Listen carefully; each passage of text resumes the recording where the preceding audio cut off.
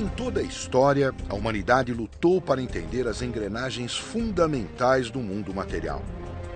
Nós nos empenhamos em descobrir as regras e padrões que determinam a qualidade dos objetos que nos cercam e sua complexa relação com nós mesmos e com os outros. Durante milhares de anos, sociedades em todo o mundo descobriram que uma disciplina, acima de todas as demais, fornecia um certo conhecimento sobre as realidades subjacentes do mundo físico. Essa disciplina é a matemática. Meu nome é Marcos du Sautoy e eu sou um matemático. Eu me vejo como um pesquisador de padrões, caçando as estruturas ocultas por trás do aparente caos e da complexidade do mundo à nossa volta. Em minha busca por padrões e ordem, eu me inspirei no trabalho dos grandes matemáticos que vieram antes de mim. Pessoas que pertenceram a diversas culturas cujas inovações criaram a linguagem na qual o universo está escrito. Eu quero levá-lo em uma jornada através do tempo e do espaço para mostrar-lhe o desenvolvimento da matemática desde a sua origem até assuntos sofisticados que hoje conhecemos. Usando imagens geradas por computador, exploraremos as incríveis descobertas que permitiram que as antigas civilizações compreendessem o mundo matematicamente.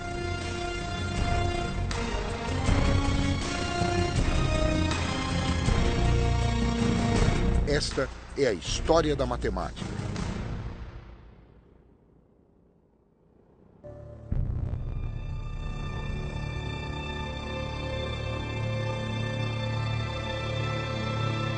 O nosso mundo é feito de padrões e sequências. Eles estão à nossa volta. O dia torna-se noite, animais viajam pela Terra em formações sempre mutáveis. As paisagens estão em constante mudança. Uma das razões para o nascimento da matemática é que precisávamos encontrar uma forma de entender esses padrões naturais. Os conceitos mais básicos da matemática, espaço e quantidade, estão enraizados em nossos cérebros. Mesmo os animais têm consciência de distância e número, sabendo avaliar quando o seu bando está em desvantagem numérica, se devem lutar ou fugir, calculando se a presa está ao seu alcance. Entender a matemática é a diferença entre a vida e a morte. Mas foi o homem que pegou esses conceitos básicos e começou a construir a partir destes fundamentos. Em determinado ponto, os humanos começaram a ver padrões e fazer conexões, a contar e a ordenar o mundo à sua volta. E com isso começou a emergir um universo matemático totalmente novo. Este é o Rio Nilo. Ele tem sido a fonte de vida do Egito há milênios. Estou aqui porque foi onde surgiram os primeiros sinais da matemática, como a conhecemos hoje. As pessoas abandonaram a vida nômade e se estabeleceram aqui por volta de 6.000 anos antes de Cristo. As condições eram perfeitas para a agricultura. O evento anual mais importante para a agricultura egípcia era a inundação do Nilo. Ela era usada como uma marca para dar início a cada novo ano. Os egípcios registravam o que acontecia durante certos períodos. Então, para estabelecer um calendário, por exemplo, precisavam contar quantos dias se passaram entre as fases da Lua ou quantos dias passaram entre duas inundações do Nilo. Registrar os padrões das estações do ano era essencial, não só para cuidar da terra, mas também para a religião. Os antigos egípcios que moravam às margens do Nilo acreditavam que era o deus do rio, Hapi, quem inundava o Nilo todos os anos, e em troca da água essencial à vida, os cidadãos ofereciam uma parte da colheita como um agradecimento. À medida que os assentamentos aumentaram, tornou-se necessário encontrar novas formas de administrá-los. Era preciso calcular as áreas de terra, prever a produção de grãos, declarar e cobrar impostos. Enfim, as pessoas precisavam contar e medir. Os egípcios usavam o corpo para medir o mundo e foi assim que as unidades de medida evoluíram. Um palmo correspondia à largura de uma mão, Um cúbito correspondia à largura do cotovelo até a ponta dos dedos. Os cúbitos de terra, faixas de terra que mediam 1 cúbito por 100, eram usados pelos agrimensores dos faraós para calcular áreas. Há uma ligação muito forte entre a burocracia e o desenvolvimento da matemática no Egito Antigo, e conseguimos ver essa ligação desde os primórdios da invenção do sistema numérico, passando por toda a história do Egito. Do Reino Antigo, a única evidência que temos são os sistemas meteorológicos, que são medidas para a extensão de áreas e comprimento. Isso indica uma necessidade burocrática de desenvolver tais coisas. Era vital conhecer a área de um agricultor para que o imposto pudesse ser cobrado de acordo, ou caso o Nilo inundasse parte da sua terra, o agricultor poderia pedir um abatimento. Isso significava que os agrimensores dos faraós calculavam constantemente a área de partes irregulares de terra. E foi a necessidade de resolver esses problemas práticos que fez deles os primeiros inovadores matemáticos. Os egípcios precisavam de uma forma de registrar os resultados de seus cálculos. Entre os hieróglifos que cobrem os souvenirs que os turistas compram por toda a cidade do Cairo, eu saí à procura de alguns que mostrassem os primeiros números da história. Foi difícil encontrá-los, mas eu acabei conseguindo. Os egípcios usavam um sistema decimal motivado pelos 10 dedos das nossas mãos. O sinal 1 era um traço, o do 10 um osso curvado, para o 100 uma corda enrolada e o 1000 uma flor de lótus. Quanto custa essa camiseta? 25 libras. 25? Sim. Então serão 2 ossos curvados e 5 traços. Sim. Então você não vai me cobrar nada disto? Sim, sim. 1 milhão. 1 milhão? Meu Deus! Isto é 1 milhão. 1 milhão é muito alto. Os hieróglifos eram lindos, mas o sistema numérico egípcio tinha uma falha fundamental. Eles não tinham o conceito do valor posicional. Então, um traço só podia representar uma unidade, não 100 ou 1000. Embora possamos escrever 1 milhão só com um símbolo em vez do 7 que usamos, se quisermos escrever 1 milhão menos 1, então o pobre escriba egípcio teria que escrever 9 traços, 9 ossos curvados, 9 cordas enroladas e assim por diante, num total de 54 símbolos. Apesar do inconveniente deste sistema numérico, os egípcios eram brilhantes em solucionar problemas. Nós sabemos disso graças aos poucos registros que restaram. Os escribas egípcios usavam folhas de papiro para registrar suas descobertas matemáticas. Este material delicado se decompõe com o passar do tempo e muitos segredos pereceram. Mas um documento revelador conseguiu sobreviver. O papiro matemático de Hind é o documento mais importante que temos hoje sobre a matemática egípcia. Nós temos uma boa perspectiva do tipo de problemas com os quais os egípcios lidavam com a sua matemática. E também temos uma demonstração explícita de como eram feitas as multiplicações e as divisões. O papiro mostra como multiplicar 2 números grandes juntos. Mas para ilustrar o método, vamos pegar 2 números menores. Vamos fazer 3 vezes 6. O escriba pegava o primeiro número, o 3, e o colocava em uma coluna. Na segunda coluna, ele colocava o número 1. Depois, ele dobrava os números em cada coluna.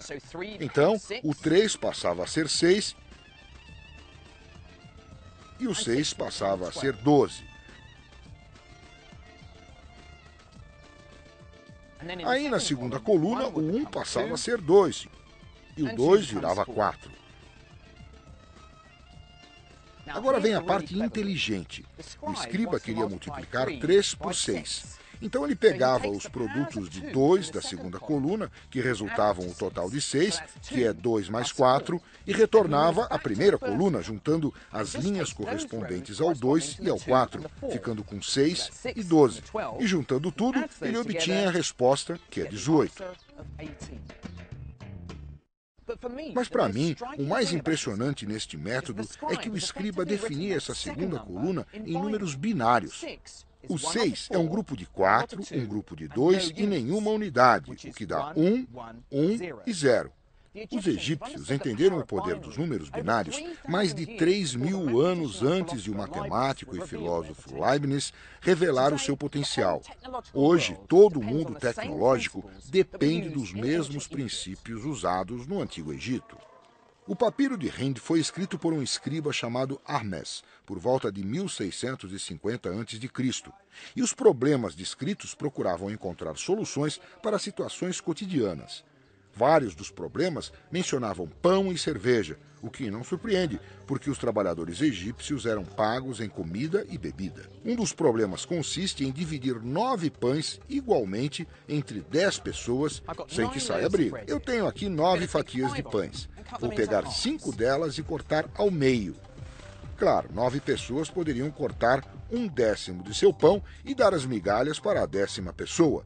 Mas os egípcios desenvolveram uma solução muito mais elegante. Eu vou pegar os 4 pães que restaram e dividir cada um em 3 partes. Agora, eu pego 2 pedaços que foram divididos em 3 e corto em 5 partes. Então, cada pedaço será 1/15. Então, cada pessoa receberá uma metade. E 1/3 e 1/15. E é através desses problemas aparentemente práticos que começamos a ver uma matemática mais abstrata em desenvolvimento. De repente, novos números apareceram em cena, as frações, e não demorou muito para os egípcios explorarem a matemática desses números. As frações têm claramente uma importância prática para quem precisa dividir quantidades negociadas nos mercados. Para registrar essas transações, os egípcios desenvolveram um tipo de anotação que registrava esses novos números. Uma das primeiras representações dessas frações veio num hieróglifo que tinha um grande valor místico. Ele se chama Olho de Horus. Horus era um deus do antigo reino representado como metade homem, metade falcão. Segundo a lenda, o pai de Horus foi morto por seu outro filho, Sete. Horus estava determinado a vingar o assassinato.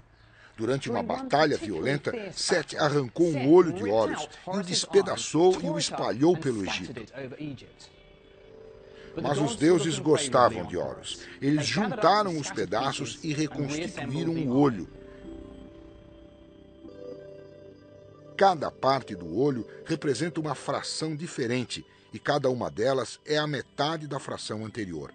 Embora o olho original representasse uma unidade inteira, falta 1/64 no olho reconstituído. Embora os egípcios tenham parado na fração 1/64, está implícito neste símbolo a possibilidade de adicionar mais frações. Dividindo por 2 a cada vez, a soma vai chegando cada vez mais perto de 1, mas sem conseguir alcançá-lo. Esta é a primeira pista de algo chamado séries geométricas e que aparece diversas vezes no papiro de Hind. Mas o conceito de séries infinitas permaneceria escondido até que fosse descoberto pelos matemáticos da Ásia séculos depois. Ao terem desenvolvido um sistema numérico incluindo essas novas frações, estava na hora de os egípcios aplicarem o seu conhecimento para entender as formas que eles viam no dia a dia. Essas formas raramente eram quadrados ou retângulos regulares, e no papiro de Hind encontramos a área de uma forma mais orgânica, o círculo. O mais impressionante no cálculo da área de um círculo é a sua exatidão. A questão que ainda permanece em aberto é como eles chegaram a esse método, porque os textos que temos não mostram os métodos ou como eles foram encontrados. Esse cálculo é particularmente notável, porque dependia de observar como o formato de um círculo poderia ser comparado a formas que os egípcios já compreendiam. O papiro de Hind declara que um campo circular com um diâmetro de 9 unidades tem uma área aproximada a um quadrado com lados de 8. Mas como essa relação foi descoberta? A minha teoria predileta vê a resposta no antigo jogo de Mancala. Tabuleiros de Mancala foram encontrados esculpidos em telhados de templos. Cada jogador começava com um número igual de pedras e o objetivo do jogo era movê-las através do tabuleiro, capturando as peças do adversário no caminho. Enquanto os jogadores esperavam a próxima jogada, talvez um deles tenha percebido que as pedras preenchiam os buracos circulares de forma elegante. Ele pode ter experimentado fazer círculos maiores. Talvez ele tenha notado que 64 pedras, 8 ao quadrado, poderiam ser usadas para fazer um círculo com um diâmetro de 9 pedras. Ao reagrupar as pedras, o círculo poderia se aproximar de um quadrado.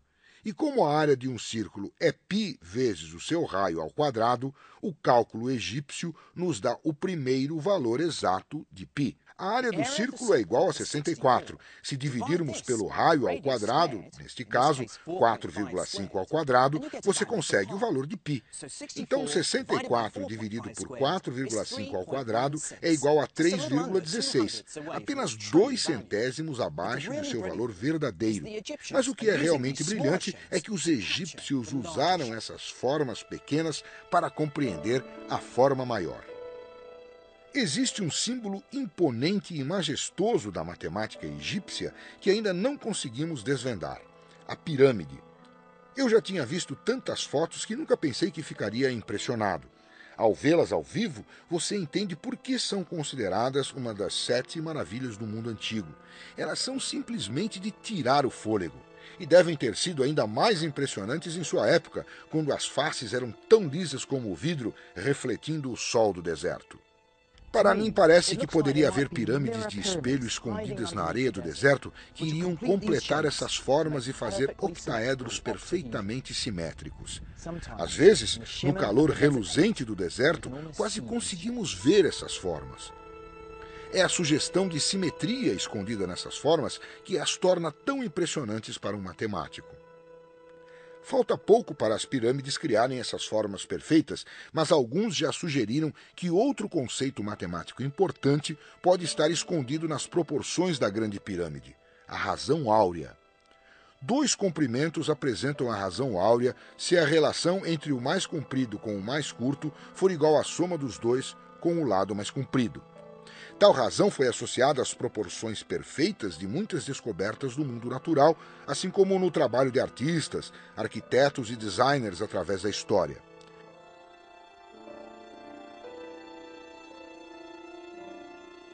Se os arquitetos das pirâmides tinham consciência dessa ideia matemática importante, ou se chegaram a ela instintivamente por causa de suas propriedades estéticas, jamais saberemos. Para mim, a coisa mais impressionante nas pirâmides foi o brilhantismo matemático exigido na sua construção, inclusive a primeira ideia de um dos grandes teoremas do mundo antigo, o Teorema de Pitágoras. Para obter ângulos perfeitos em suas construções e pirâmides, os egípcios usavam uma corda com nós. A certa altura, os egípcios perceberam que se pegassem um triângulo com os lados marcados com 3 nós, 4 nós e 5 nós, eles conseguiam um ângulo reto perfeito. Isso porque 3 ao quadrado mais 4 ao quadrado é igual a 5 ao quadrado. Então, temos um perfeito triângulo de Pitágoras. Na verdade, qualquer triângulo cujos lados tenham essa relação me dará um ângulo de 90 graus. Eu tenho certeza de que os egípcios não chegaram a essa conclusão com os triângulos de 3, 4 e 5 nós. Nós não esperaríamos encontrar uma prova, porque não é esse o estilo da matemática egípcia. Todos os problemas eram resolvidos com números concretos.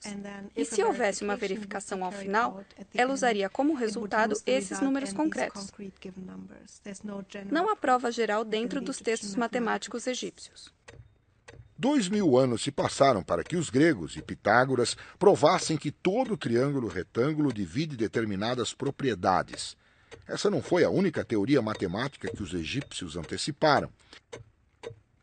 Em um documento com 4.000 anos chamado Papiro de Moscou, encontramos uma fórmula para o volume de uma pirâmide com o topo cortado, o que mostra a primeira sugestão de uma operação de cálculo. Para uma cultura como a egípcia, famosa por suas pirâmides, você esperaria encontrar problemas como esse regularmente em seus textos matemáticos.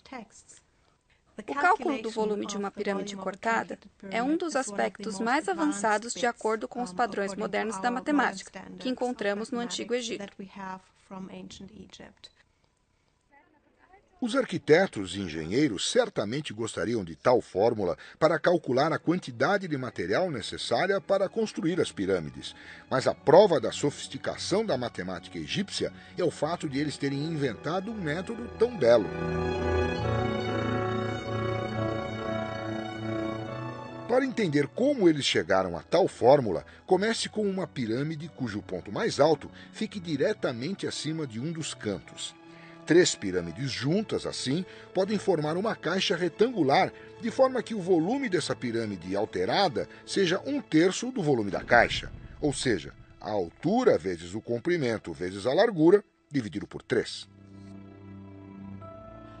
Agora vem o argumento que mostra os primeiros sinais de cálculos milhares de anos antes que Gottfried Leibniz e Isaac Newton criassem uma teoria. Imagine cortar a pirâmide em fatias. Você então poderia deslizar as camadas para formar a pirâmide mais simétrica em Gizé. No entanto, o volume da pirâmide não mudou apesar da reorganização das camadas. Então a mesma fórmula funciona.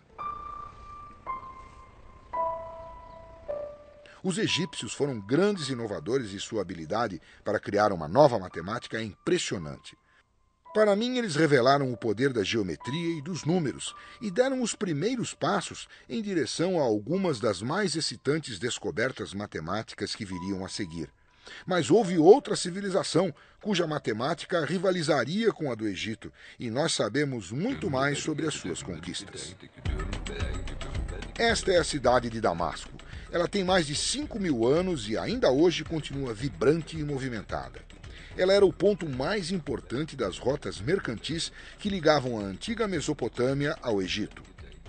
Os babilônios dominaram a maior parte do Iraque, Irã e Síria a partir do ano 1800 a.C. Para expandir e governar o império, eles se tornaram mestres em administrar e manipular números. Nós temos códigos legais que nos mostram como a sociedade era organizada. E o que mais sabemos veio dos escribas e dos funcionários letrados que mantinham os registros para as famílias ricas, para os templos e palácios. As escolas de escribas existiam desde 2.500 anos antes de Cristo.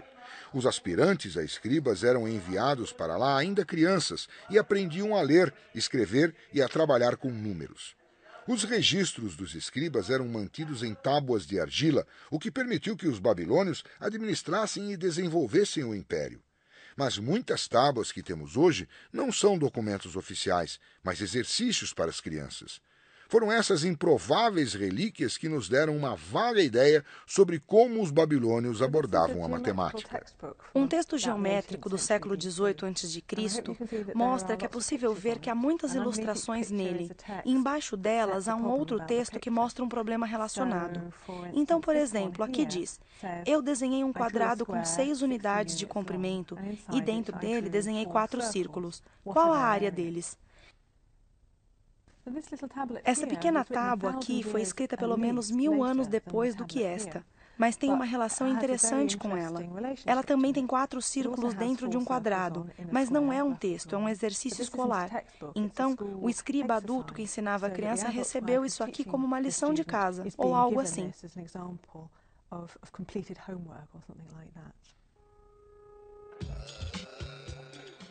Como os egípcios, os babilônios pareciam interessados em solucionar problemas práticos relacionados a medir e pesar. As soluções dos babilônios para esses problemas foram escritas como receitas matemáticas. O escriba simplesmente seguia uma série de regras para ter o resultado. Eis um exemplo dos problemas que eles solucionavam. Eu tenho um feixe de paus de canela aqui, mas não vou pesá-los. Em vez disso, vou pegar 4 vezes o seu peso e colocar na balança. Agora vou adicionar 20 gin. O gin era uma antiga medida de peso usada pelos babilônios. Vou pegar metade do que eu tenho aqui e adicionar uma quantidade igual, ou seja, 2 feixes e 10 gin. Tudo que está deste lado é igual a uma mana. Uma mana era 60 gin. E aqui temos uma das primeiras equações matemáticas da história. Tudo deste lado equivale a 1 mana. Mas quanto pesa o feixe de paus de canela? Sem nenhuma linguagem algébrica, eles sabiam manipular quantidades para provar que o feixe de paus de canela pesa 5 gin. Na minha opinião, são problemas assim que fazem a má fama da matemática. Você pode culpar os antigos babilônios pelos problemas tortuosos que enfrentou na escola, mas os antigos escribas babilônios eram mestres nesse tipo de problema. Curiosamente, eles não usavam múltiplos de 10 como os egípcios, mas múltiplos de 60. Os babilônios inventaram seu sistema numérico como os egípcios, usando os dedos. Só que em vez de contarem os 10 dedos das mãos, os babilônios encontraram uma forma mais curiosa de contar partes do corpo. Eles usavam os 12 nós de uma mão e os 5 dedos da outra para poder contar 12 vezes 5, ou seja, 60 números diferentes. Por exemplo, este número seria 2 vezes 12, o que dá 24, e depois 1, 2, 3, 4, 5, para dar 29. Mas o número 60 tinha outra propriedade poderosa. Ele podia ser perfeitamente dividido em formas infinitas. Aqui temos 60 grãos. Eu posso dispô-los em 2 fileiras de 30, 3 fileiras de 20, 4 fileiras de 15, 5 fileiras de 12 ou 6 fileiras de 10. A divisibilidade dos 60 é a base perfeita para fazer aritmética. O sistema com base no 60 foi tão bem sucedido que nós usamos elementos dele até hoje. Toda vez que dizemos as horas, reconhecemos unidades de 60.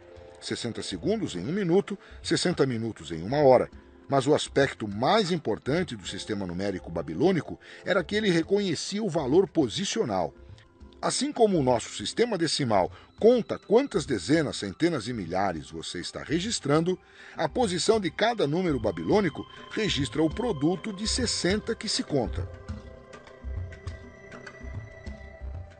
Em vez de inventar símbolos novos para números cada vez maiores, eles escreviam 1, 1, 1. Então, este número seria 3.661. O catalisador para tal descoberta foi o desejo dos babilônicos de mapear o movimento do céu noturno.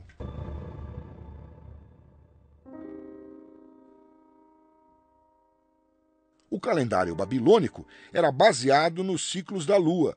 Então, eles precisavam registrar números astronomicamente enormes. Mês após mês, ano após ano, os ciclos eram registrados.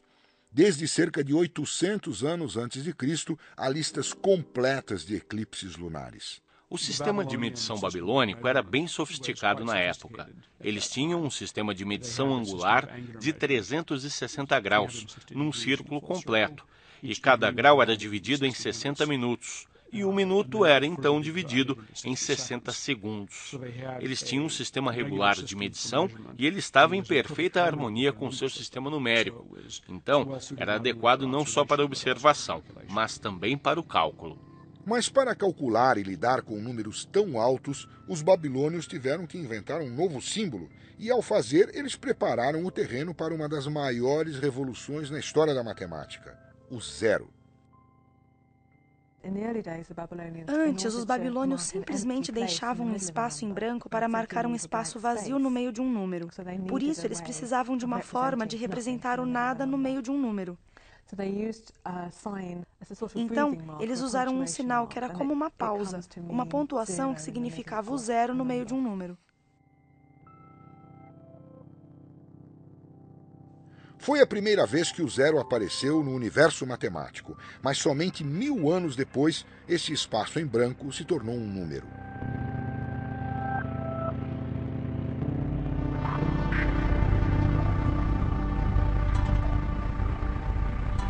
Depois de criar um sistema numérico tão sofisticado, eles o utilizaram para conquistar a terra árida e inóspita que cobria a Mesopotâmia. Os engenheiros e agrimensores da Babilônia descobriram formas engenhosas de encontrar água e canalizar até as plantações. Novamente, eles usaram a matemática para encontrar as soluções. O Vale de Orontes, na Síria, ainda é uma região agrícola e os antigos métodos de irrigação são explorados hoje exatamente como há milhares de anos. Muitos dos problemas da matemática babilônica se dedicam a medir terras. E foi aqui que vimos pela primeira vez o uso de equações quadráticas, um dos maiores legados da matemática babilônica. Uma equação quadrática é quando a incógnita que você quer identificar é multiplicada por si própria. Nós a chamamos de quadrática porque ela dá a área de um quadrado. E é no contexto de calcular a área de um terreno que essas equações quadráticas surgem naturalmente. Veja um problema típico. Se um campo tem uma área de 55 unidades e um dos lados é 6 unidades mais longo que o outro, quanto mede o lado mais curto? A solução babilônica foi reconfigurar o campo como um quadrado. Corte 3 unidades da ponta e coloque ao lado. Agora, falta um pedaço de 3 por 3. Então, vamos adicionar. A área do campo aumentou em 9 unidades. Isso deixa a nova área com 64. Então, cada lado do quadrado tem 8 unidades. O calculista sabe que adicionou 3 unidades para este lado. Portanto, o comprimento original é 5 unidades. Pode não parecer, mas essa foi uma das primeiras equações quadráticas da história. Na matemática moderna, eu usaria a linguagem simbólica da álgebra para solucionar esse problema. O incrível sobre os babilônios é que eles usavam esses jogos geométricos para encontrar valores sem nenhum recurso de símbolos ou fórmulas. Os babilônios gostavam de solucionar problemas por prazer. Eles eram apaixonados pela matemática.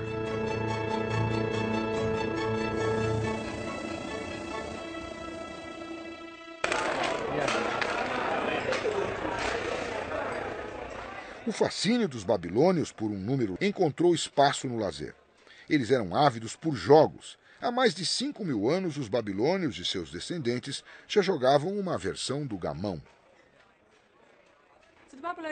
Os babilônios gostavam de jogos de tabuleiro, de jogos sofisticados encontrados em túmulos reais.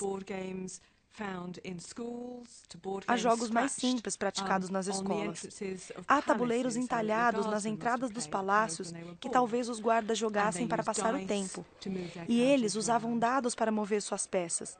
As pessoas que jogavam usavam números em sua hora de lazer para tentar vencer o adversário, fazendo contas mentais com muita rapidez.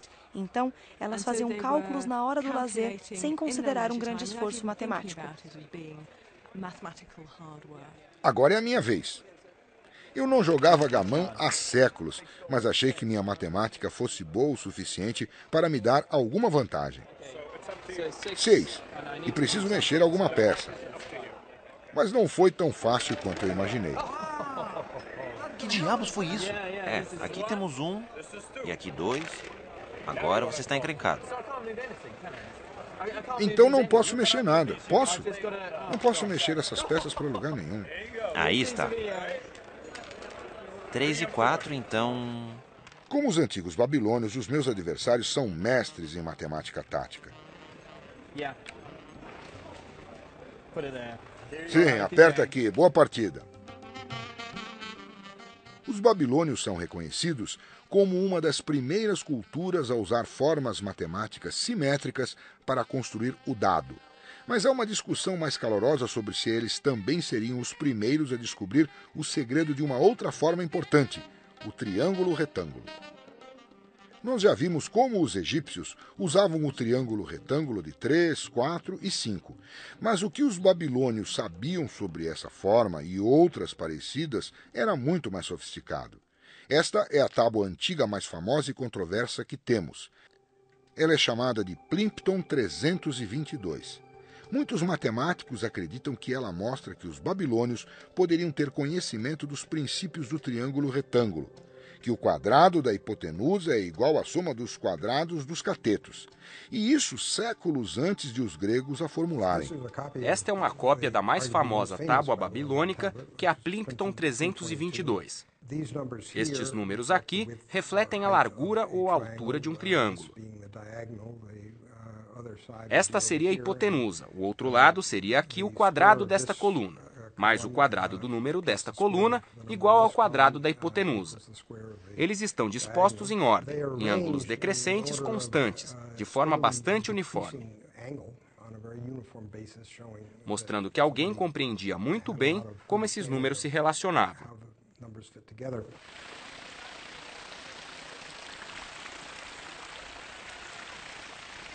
Aqui havia 15 triângulos de Pitágoras perfeitos, cujos lados tinham comprimentos de números inteiros. É tentador pensar que os babilônios foram os primeiros a conceber o Teorema de Pitágoras, e é uma conclusão pela qual gerações de historiadores foram seduzidos. Mas pode haver uma explicação mais simples para os grupos de 3 números que completam o Teorema de Pitágoras. Não é uma explicação sistemática dos triplos pitagóricos, mas simplesmente um professor de matemática fazendo cálculos um tanto complexos para produzir números muito simples e demonstrar aos alunos problemas relacionados a triângulos retângulos. E, nesse sentido, reflete sobre os triplos pitagóricos só acidentalmente.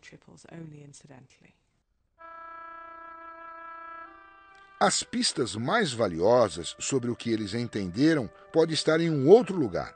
Esta pequena tábua de exercício escolar tem quase 4.000 anos e revela exatamente o que os babilônios sabiam sobre triângulos retângulos. Ela usa o princípio do Teorema de Pitágoras para encontrar o valor de um novo número excepcional. Se desenhada ao longo da hipotenusa, há uma aproximação muito boa da raiz quadrada de 2. E isso nos mostra que ela era conhecida e usada nas escolas. Isso é muito importante porque a raiz quadrada de 2 é o que hoje chamamos de número irracional. Ou seja, se o escrevermos em decimais ou em posições sexagesimais, ele nunca termina e os números continuam infinitamente depois da vírgula decimal. As implicações desse cálculo vão mais além. Primeiro, mostra que os babilônios sabiam alguma coisa sobre o Teorema de Pitágoras 1000 anos antes de Pitágoras. Segundo, o fato de eles saberem calcular esse número com precisão de 4 posições decimais demonstra uma grande habilidade aritmética, assim como uma paixão pelo detalhe matemático. A habilidade matemática dos babilônios era impressionante e durante quase 2000 anos ela liderou o progresso intelectual do mundo antigo. Mas quando o poder do império começou a decair, o vigor intelectual também foi junto.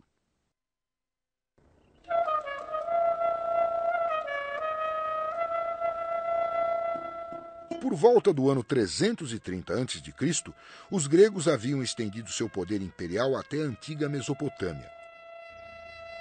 Esta é Palmira, na Síria, uma antiga grande cidade construída pelos gregos. O conhecimento matemático necessário para construir estruturas com tamanha perfeição geométrica é impressionante. Assim como os babilônios, os gregos também eram apaixonados pela matemática. Os gregos eram colonizadores inteligentes. Eles tiravam o melhor da civilização que invadiam para estender o próprio poder e a influência. Eles também faziam contribuições. Na minha opinião, a maior inovação tem a ver com a mudança de mentalidade. O que eles iniciaram influenciou a humanidade durante séculos. Eles nos deram o poder da prova. Eles decidiram que precisavam ter um sistema de dedução para a sua matemática. E o sistema de dedução típico começava com certos axiomas que você supunha serem verdadeiros.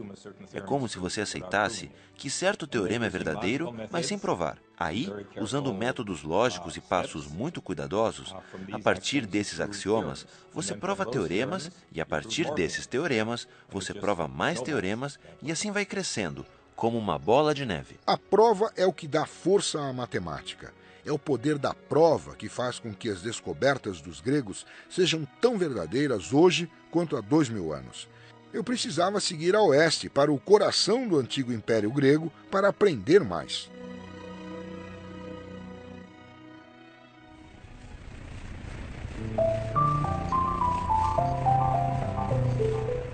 Para mim, a matemática grega sempre foi heróica e romântica.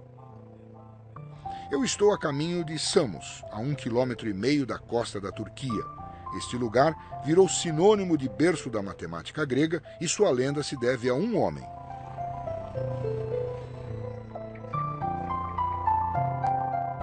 Seu nome é Pitágoras. As lendas que cercam a vida e a obra dele contribuíram para torná-lo uma celebridade nos últimos 2000 anos. Ele é considerado, correta ou erroneamente, o responsável por começar a transformar a matemática de instrumento de contabilidade para a ciência analítica que conhecemos hoje. Pitágoras é uma figura controversa. Como ele não deixou registros matemáticos, muitos já questionaram se ele de fato solucionou alguns dos teoremas atribuídos a ele. Ele fundou uma escola em Samos no século VI a.C., mas seus ensinamentos foram considerados suspeitos e os pitagóricos uma seita bizarra. Há evidências sólidas de que havia escolas de pitagorismo e elas se pareciam mais com seitas do que com o que associamos a escolas filosóficas. Porque elas não apenas compartilhavam conhecimento, mas também um modo de vida. Os estudantes talvez vivessem em uma comunidade e todos pareciam ter envolvimento com a política da cidade. Uma coisa que os diferenciava do resto do mundo antigo é que eles incluíam as mulheres. Pitágoras é sinônimo de algo que escapou aos egípcios e aos babilônios: as propriedades dos triângulos e retângulos. O que é conhecido como o Teorema de Pitágoras diz que se você pegar qualquer triângulo retângulo e acrescentar quadrados aos seus lados, então a área do quadrado maior é igual à soma dos menores.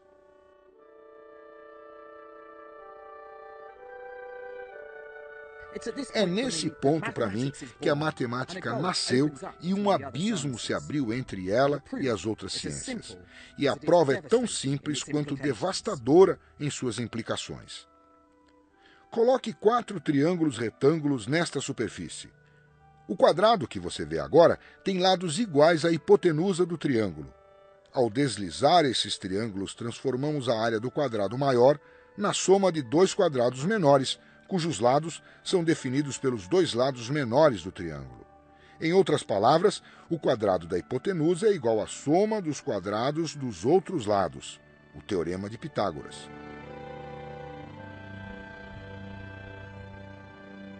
Ele ilustra uma das características da matemática grega, o encanto por belos argumentos de geometria em vez da confiança nos números.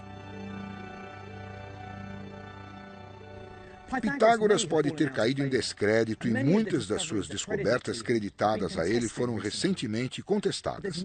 Mas há uma teoria matemática que eu jamais tiraria dele. Ela tem a ver com a música e a descoberta das séries harmônicas. Segundo a lenda, ao passar por um ferreiro certo dia, Pitágoras ouviu as bigornas sendo golpeadas e notou como as notas produzidas soavam em perfeita harmonia. Ele imaginou que deveria haver alguma explicação racional para o motivo de as notas soarem de forma tão agradável. A resposta era a matemática. Com um instrumento de cordas, Pitágoras descobriu que os intervalos entre as notas musicais harmoniosas eram sempre representados por razões entre números inteiros. E eis como ele deve ter elaborado a sua teoria. Primeiro, toque uma nota com a corda solta. A seguir, toque com a metade do comprimento. A nota soa quase igual à primeira. Na verdade, é uma oitava acima. Mas a relação é tão forte que demos a essas notas o mesmo nome. Agora toque com 1/3 do comprimento. Temos uma nota que soa harmonicamente próxima às 2 primeiras. Mas se o comprimento da corda não tiver uma razão entre números inteiros, tudo o que teremos é dissonância. De acordo com a lenda, Pitágoras ficou tão animado com a descoberta que concluiu que todo o universo fora criado a partir de números. Mas ele e os seguidores receberiam um golpe duro em sua visão de mundo, e foi um resultado do teorema que leva o nome de Pitágoras. Diz a história que um dos seguidores, um matemático chamado Hipaso, tentou descobrir o comprimento da hipotenusa em um triângulo retângulo com 2 lados medindo 1 unidade.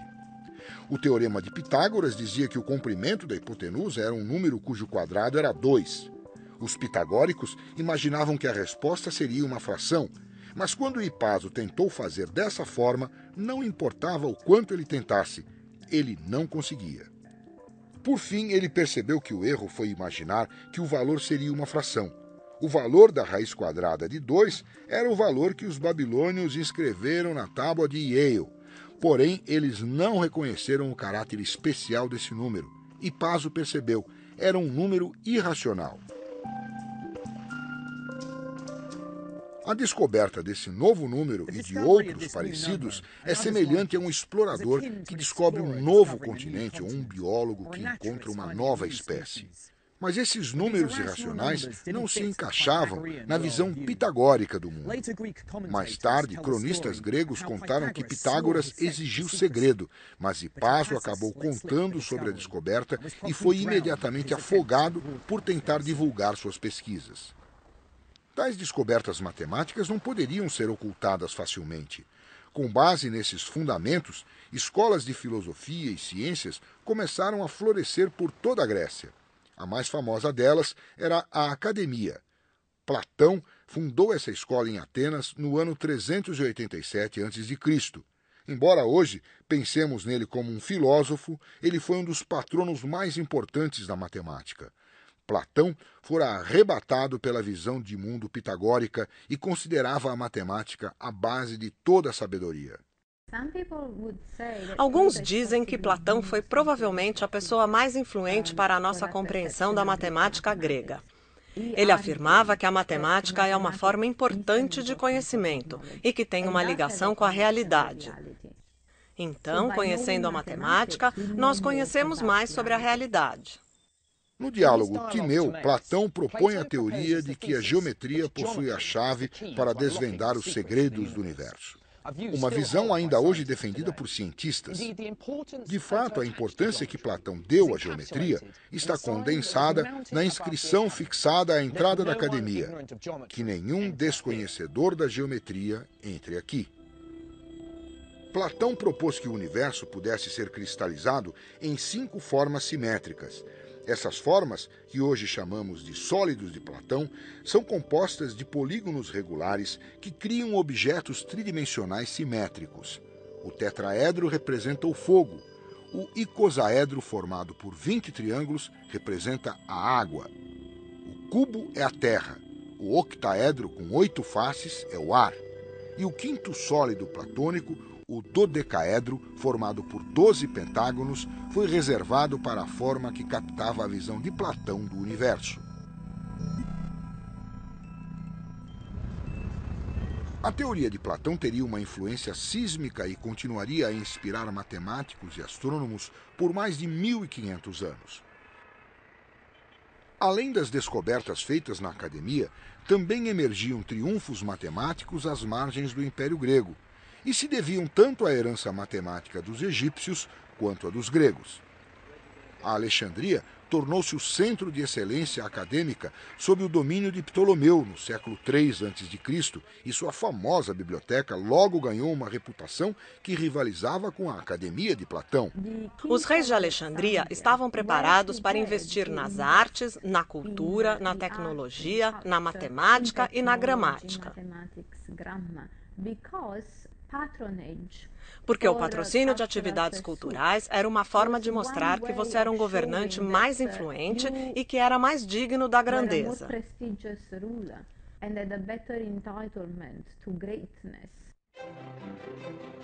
A antiga biblioteca e seus preciosos volumes foram destruídos quando os muçulmanos conquistaram o Egito no século VII. Mas o espírito permanece vivo em um novo edifício. Hoje, a biblioteca continua sendo um lugar de descoberta e erudição. Matemáticos e filósofos iam para Alexandria levados pela sede de conhecimento e pela busca por excelência. Os patronos da biblioteca foram os primeiros cientistas profissionais, indivíduos que eram pagos por sua devoção à pesquisa. Mas entre todos esses pioneiros, o meu herói é o enigmático matemático grego Euclides. Nós sabemos muito pouco sobre a vida de Euclides, mas a grande contribuição dele foi como cronista da matemática. Por volta do ano 300 a.C., ele escreveu o livro mais importante da matemática, Os Elementos. Em Os Elementos encontramos o auge da revolução matemática que aconteceu na Grécia. O livro é construído em uma série de hipóteses matemáticas chamadas axiomas. Por exemplo, uma linha pode ser traçada entre dois pontos quaisquer. A partir desses axiomas, deduções lógicas são feitas e teoremas matemáticos estabelecidos. A obra contém fórmulas para calcular o volume de cones e cilindros, provas sobre séries geométricas, números perfeitos e primos. O clímax de Os Elementos é a prova de que há apenas 5 sólidos de Platão. Para mim, esse último teorema capta a força da matemática. Uma coisa é construir 5 sólidos simétricos. Outra é apresentar um perfeito argumento lógico do motivo de não haver um sexto. O livro Os Elementos flui como uma fascinante obra de mistério lógico. Mas esta é uma história que transcende o tempo. De uma geração a outra, teorias científicas são derrubadas, mas os teoremas de Os Elementos são tão verdadeiros hoje quanto há 2000 anos. Quando você para e pensa, é realmente incrível, porque são os mesmos teoremas que nós ensinamos. Podemos ensinar de um jeito um pouquinho diferente ou podemos organizar de outra forma. Mas a geometria euclidiana ainda é válida e mesmo na matemática mais avançada. Quando você fala de hiperespaço, ainda está usando a geometria euclidiana. Alexandria deve ter sido um lugar inspirador para os antigos eruditos, e a fama de Euclides atrairia outros jovens intelectuais ao porto egípcio. Um matemático que apreciou muito o ambiente intelectual de Alexandria foi Arquimedes. Ele se tornaria um visionário da matemática. Os melhores matemáticos gregos estavam sempre indo além dos limites e Arquimedes fez tudo o que pôde com polígonos sólidos e depois passava para os centros de gravidade ou passava para a espiral.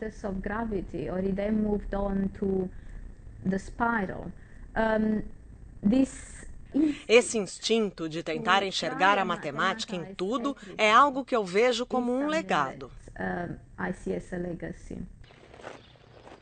Uma das especialidades de Arquimedes eram as armas de destruição em massa. Elas foram usadas contra os romanos quando eles invadiram a cidade natal de Arquimedes, Siracusa, no ano 212 a.C. Ele também projetou espelhos que usavam a luz do sol para atear fogo nos navios romanos. Mas para Arquimedes, esses projetos eram apenas distrações da geometria. Ele tinha ambições maiores. Arquimedes era fascinado pela matemática pura e gostava de estudar para o próprio prazer, e não pelo nobre ofício da engenharia ou pela busca sórdida por lucro. Uma de suas maiores investigações da matemática pura foi produzir fórmulas para calcular as áreas de formas regulares. O método de Arquimedes era entender novas fórmulas usando formas que ele já conhecia. Então, por exemplo, para calcular a área de um círculo, ele o colocava dentro de um triângulo e, dobrando o número de lados do triângulo, a forma exterior se aproximava cada vez mais do círculo. De fato, às vezes chamamos o círculo de um polígono com um número infinito de lados. Porém, ao estimar a área do círculo, Arquimedes conseguiu o valor de π, o número mais importante da matemática. No entanto, era no cálculo do volume de objetos sólidos que Arquimedes se destacou. Ele descobriu uma fórmula de calcular o volume de uma esfera, cortando-a em fatias e aproximando cada fatia como se fosse um cilindro. Depois ele somava o volume das fatias para ter um valor aproximado da esfera. Mas o toque de gênio foi ver o que acontecia se você deixasse as fatias cada vez mais finas. No limite, a aproximação tornava-se um cálculo exato. Mas a dedicação de Arquimedes à matemática seria sua ruína. Arquimedes refletia sobre um problema relacionado a um círculo traçado na areia quando um soldado romano o abordou. Arquimedes estava tão absorto em seu problema que insistiu que ele o deixasse terminar o teorema. Mas o soldado romano não estava interessado no problema de Arquimedes e o matou ali mesmo. Mesmo na morte, a devoção à matemática foi absoluta.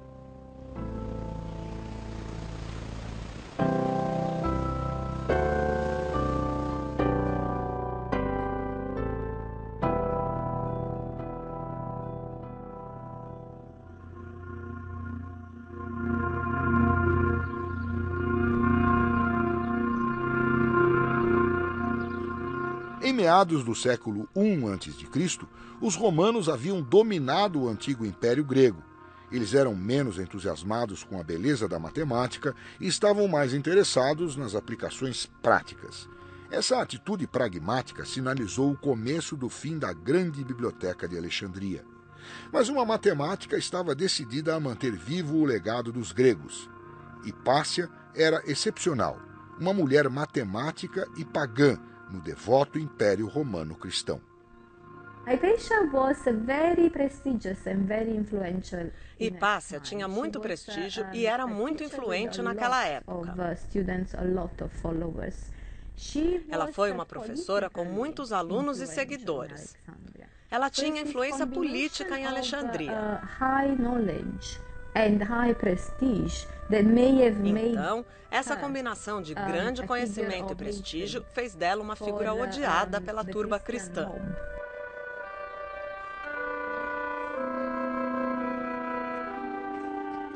Em uma manhã, durante a Quaresma, Hipácia foi arrancada de sua carruagem por uma turba de cristãos fanáticos e levada a uma igreja.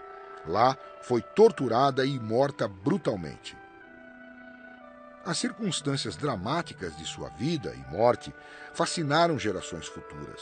Infelizmente, o culto à sua imagem ofuscou seus feitos matemáticos. Ela foi realmente uma professora e teórica brilhante, e sua morte foi o golpe final no legado matemático grego em Alexandria.